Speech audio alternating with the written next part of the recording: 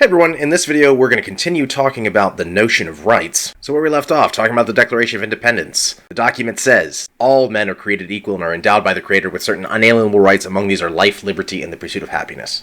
Great. So then one would think that then when they're creating a legal document to specify what the parameters of the country are going to be, they itemize the rights, right? They say exactly that. Surprisingly, no they don't. Take a look at the Constitution. So the United States Constitution begins, "We the people of the United States, in order to form a more perfect union, establish justice, ensure domestic tranquility, provide for the common defense, promote the general welfare, and secure the blessings of liberty," which seems to be a hint at rights, "to ourselves and to our posterity," those that come after us, "do ordain and establish this Constitution of the United States of America." But then if you continue reading the Constitution, you'll notice that the articles don't really go into a detail of rights for the individual. They don't mention life, liberty, and the pursuit of happiness. We get Article 1, which talks about Congress.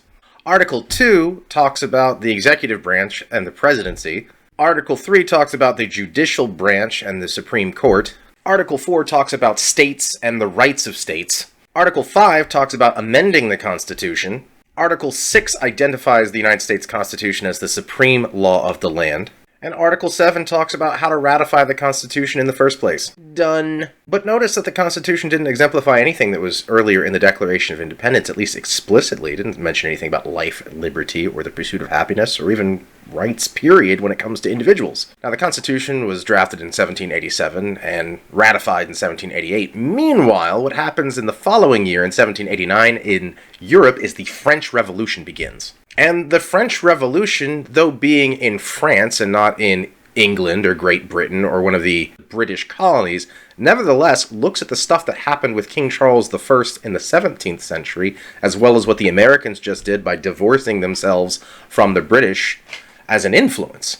And so what happens in France, fed up with what has happened with the monarchy there, and in France, there was no parliament. The rule of the king was actually much more strict than it had been in Great Britain, and the people of France were tired of it. This revolution, too, ultimately ends up also executing a king, in this case Louis XVI, much like the English had done against their own King Charles I a century and a half earlier. However, the English at the time frown upon what had happened in France. But one of the things that happens in the French Revolution is there is a drafting of a document that specifies the rights of the people in 1789, and this is called the Rights of Man and Citizen. Let's take a look at some of the rights that are specified therein in 1789 by the French Assembly in opposition to the king. So I'm only going to go through some of these, and I'm not going to highlight all of them, but I do want to highlight a few here, and notice how this is very different from the United States Constitution. Granted, this is not a constitution as such,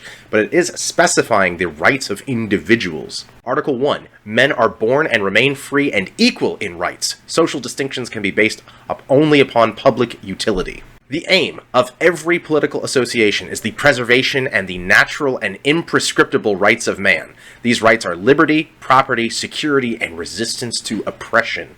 Article 4. Liberty consists in the power to do anything that does not injure others. Accordingly, the exercise of the natural rights of each man has for its only limits those that secure to the other members of society the enjoyment of these same rights. These limits can be determined only by law. So freedom is doing anything that doesn't hurt others, and also it is the duty of society to make sure that those rights are available to everyone. Article 6. Law is the expression of the general will. That's a phrase that comes right out of Jean-Jacques Rousseau. All citizens have the right to take part personally or by their representatives in its formation. All citizens, being equal in its eyes, are equally eligible to all public dignities, places, employments, according to their capacities and without other distinction than that of their virtues and their talents.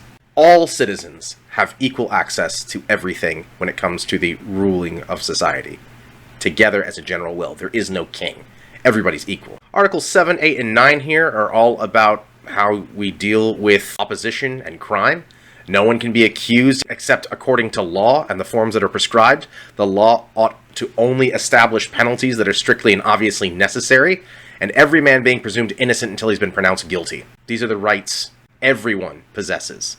So the king cannot just say to you, "I declare you a traitor," and then you can be put to death for it. Nope. The people come together to make laws, and the laws ought to state that we have rights that protect us. Article 10. No one ought to be disturbed on account of his opinions, even religious, provided their manifestation does not derange the public order established by laws. Thinking differently ought not to be criminalized unless it's a public harm. Article 11. The free communication of ideas and opinions is one of the most precious of the rights of man. Every citizen can freely speak, write, and print, subject to responsibility for the abuse of this freedom in cases determined by law. You can say whatever you want, and you have the right to do so unless it's injurious to society. And who determines what that is? Society as a whole, the general will. And there's some other things in here, how to come up with how to enforce the laws, how to come up with how we do taxes. But it's society together that's coming up with this, not the king in his own right. Article 16. Any society in which the guarantee of the rights is not secured, or the separation of powers not determined, has no constitution at all. Guaranteeing these rights is necessary to a contemporary society. Echoing Locke here in Article 17, property being a sacred and inviolable right, no one can be deprived of it unless a legal established public necessity evidently demands it, under the condition of a just and prior indemnity. No one should be able to just take your stuff, unless there is a legal reason to do so that society has established. Now, the result of this rights of man and citizen in France was that it was the central doctrine that continued the French Revolution.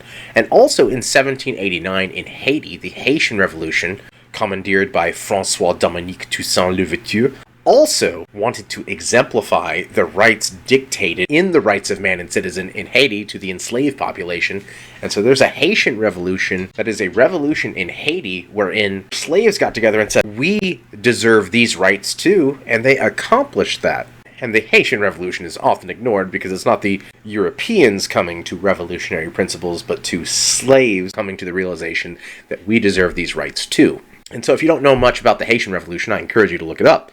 But then also this influenced in 1791 the Bill of Rights, which was an addendum added to the United States Constitution. What were some of the things they added to the Constitution that were deemed necessary to add? Let's take a look. First of all, the First Amendment. Congress shall make no law respecting an establishment of religion, or prohibiting the free exercise thereof, or abridging the freedom of speech, or of the press, or of the right of the people peaceably to assemble and to petition the government for redress of grievances. So let's break that down. First of all, the First Amendment does not say you have a complete freedom of religion, a complete freedom of speech, a complete freedom of assembly, or a complete freedom to redress the government. It says, Congress shall make no law to restrict it. So there may still actually be restrictions on freedom of speech, on freedom of religion, on freedom of assembly, but Congress can't do it. Further, the rights described here in the First Amendment, Second Amendment, Third Amendment, the rights prescribed in the Bill of Rights